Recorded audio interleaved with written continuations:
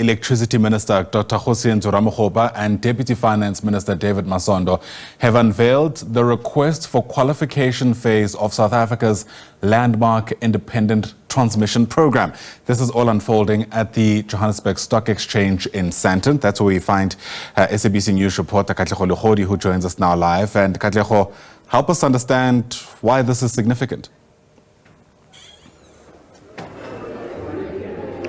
A very good morning to you once again, Ayanda, and to our viewers at home. This becomes very significant when you look at the country's energy security and the challenges that we've been experiencing over time.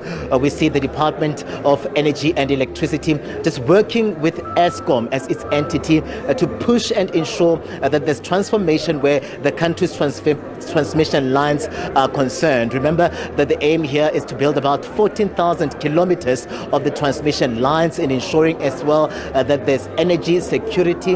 And the minister earlier on also just giving us a sense of there are about 1.6 million of South Africans here at home that are without electricity, and we see them saying there is a need now more than ever to modernize the transmission infrastructure, but also government can't do this alone. We see them just more or less publishing and unveiling this request for qualifications in roping in the private sector so they can become players as well in helping to ensure at least that these transmission lines and the infrastructure become a reality. I'm going to bring into the conversation now Minister Kgosientsho Ramokgopa. This is a 14 billion rand more or less project. Is it 14 billion rand? The minister will confirm it with us here in terms of the figures, but we see you saying that the ball is rolling seemingly, and we see you saying that the private sector will become very important in realizing this rollout of transmission lines. Welcome to the SABC, Minister. Just give us a sense of this launch here today, and at the back of it we see you saying that the ball is seemingly rolling where the transmission efforts of the country are concerned. Oh yes, thanks Kgosientsho, and greetings to the viewers at home. This is the single biggest build program of a post-apartheid government. 440 billion rands of investment over the next 10 years.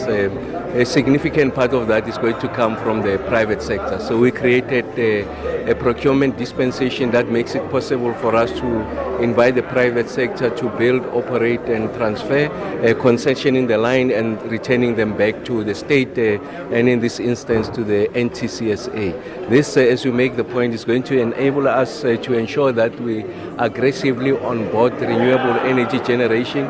So we have additional generation capacity that will be coming outside from Eskom, renewable solar and wind. We've got huge endowments of those resources. It's going to help us over time to cap the cost of electricity, but also to democratize energy access, making sure that your rural hinterland, your peri-urban areas get electricity. As you make the point, 1.6 million households don't have access to electricity. So we are resolving the issue of access, we are resolving the issues of affordability, and most importantly, we are resolving an economic question.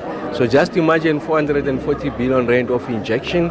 Part of the requirement is that 49% of ownership of whoever gets to win whichever part of the corridor must be South African based. And then we also make requirements with regards to local content, participation of women and youth in that complex skills development, investment in education, so that at the end of this first phase of the design of this program, we've been able to grow the South African economy, industrialize on the back of the energy complex. So it's not just about the megawatts, it's about the bigger question, resolving an economic question in the country. Energy has been a constraint. Now we're making it a catalyst. The reason why the economy has not grown is because of load shedding. The reason why the economy now is going to take off and grow to levels and proportions that are envisaged in the NDP will be primarily because of electricity. This decarbonization agenda, whilst placing reliance on the base load, our endowments such as coal and also working on nuclear, but we know that the renewables are going to offer an exponential increase of the mix, and that's the direction we're taking, Katya. Where are we with the process? Because we see you today launching this request for qualifications. I know what follows then would be the request for proposal, but just give us a sense of these steps and how they play themselves out. We see you as well having targets of when you would like to see this project getting underway. Let's touch on that as well. Absolutely, Katlego. So today we're doing request for qualification. In fact, it went out yesterday. So today is just the formal announcement. So you want to get parties in the space who've got the right credentials. What do I mean by credential? The depth of experience, having done this before, and also the financial muscle. To say that this is who we are, we're presenting ourselves. Then we run an exercise, and then out of those who have submitted their qualification, we have a select few. And it is out of those select few that we are going to invite proposals. Now, when we get to the proposal stage, remember the qualification really is about your credentials. The proposal is, where is this 49% black participation? In an instance where those who are pre-qualified don't have that, they must have it at that stage. You must show how you are going to ensure that there's empowerment, localization, and all of that, and then we'll determine what the threshold for the localizations are at the point when we do that proposal, and that will be happening in November. And then we do our evaluation, and by mid next year we are able to make the appointments, and then they start the construction. As they start that construction, we start the next phase, so on and so forth, until this program peaks, where we'll be constructing over 2,300 kilometers per annum, and that's when you really start to see the economy being injected, the new life into the economy, and then you'll see that they will be graduating more megawatts into the grid, and then we get to conditions of energy security in the country. So that's how we have modeled it going into the future. Yeah, and let's finally just talk about the credit guarantee vehicle. We know that there are risks associated with such a mega project. We haven't seen such in a while here in the country. The largest project, a landmark project. There ought to be risks associated with this particular project. We hear you also talking about a credit guarantee vehicle that will find its way into next year, July, the launch. Oh, you are absolutely correct. So remember that the fiscal matrix is constrained. So we don't want to place additional burden on the fiscal matrix because if you have a sovereign guarantee, you have placed that risk on the sovereign balance sheet. So we're removing the sovereign balance sheet.